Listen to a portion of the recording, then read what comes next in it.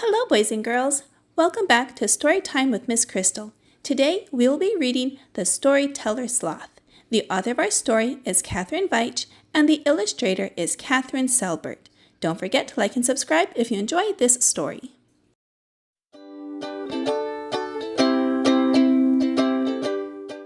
Salvador Sloth's two favorite things were hanging out on his favorite branch and telling stories about the rainforest.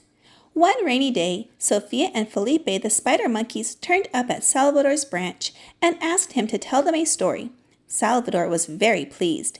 He looked at their eager faces and had an idea for an exciting story. Sophia wanted a front row seat and settled close to Salvador. He cleared his throat and began. Once upon a time, there was a little spider monkey called Camila. Like all spider monkeys, Camila's brothers and sisters were experts at climbing trees, using their long tails as extra arms to grip onto the branches. "I can do that," Sophia interrupted.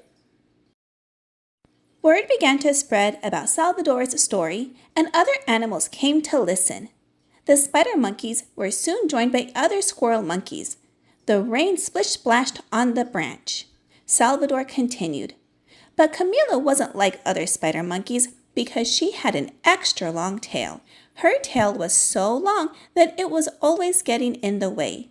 So Camila's friends called her Clumsy Camila.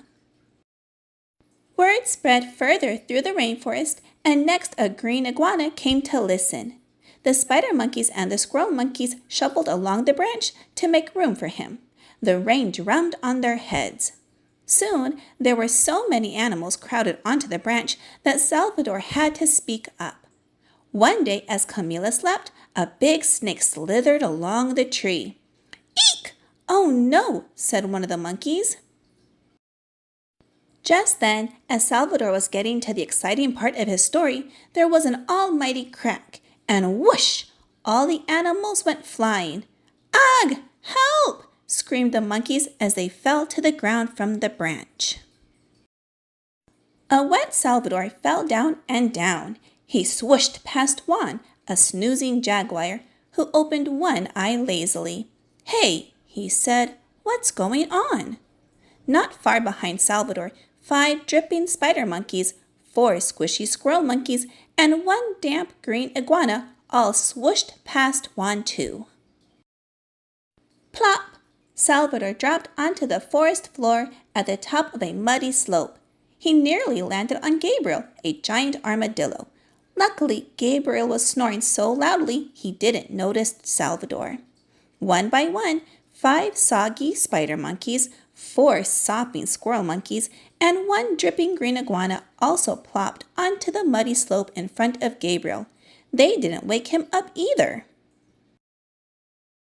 Salvador tried to stand, but he lost his footing on the squelchy, muddy slope and tumbled past Pia the peccary. He was covered in mud now and didn't look much like a sloth anymore. "Watch out!" Sophia screamed at Pia as the spider monkeys, squirrel monkeys, and green iguana followed Salvador down the oozy, muddy slope. Salvador had to think fast. As he shot between 2 trees, he flung out his arms, dug in his claws, and held on tight. "Fall into me!" he shouted. A few seconds later, one by one, the 5 spider monkeys, 4 squirrel monkeys, and the green iguana fell onto his soft, muddy body. The rain washed the mud off the animals as they began to climb up through the layers of the rainforest. "See you soon!" Sophia yelled to Salvador as she leapt on ahead. By the time Salvador had joined the other animals in the treetops, they had found him a new sturdy branch. Salvador was pleased with his new home and was ready to finish his story. Camila woke with a start. As she spun round to see what was behind her, her long tail whipped round too. The snake thought her tail was an even bigger snake and slithered off fast. "Tell another story, please," begged Sophia. But Salvador had had enough of telling stories for a while. He was now going to do his second favorite thing, which was sleeping. All right, boys and girls, I hope you enjoyed this reading of The Storyteller Sloth. If you would like to add this book to your collection, I'll have it linked down below in the description box. And don't forget to subscribe to my channel so you don't miss any uploads that I add. I hope you'll have a wonderful day, and I will see you again soon in a couple of days with a new read aloud. Bye-bye!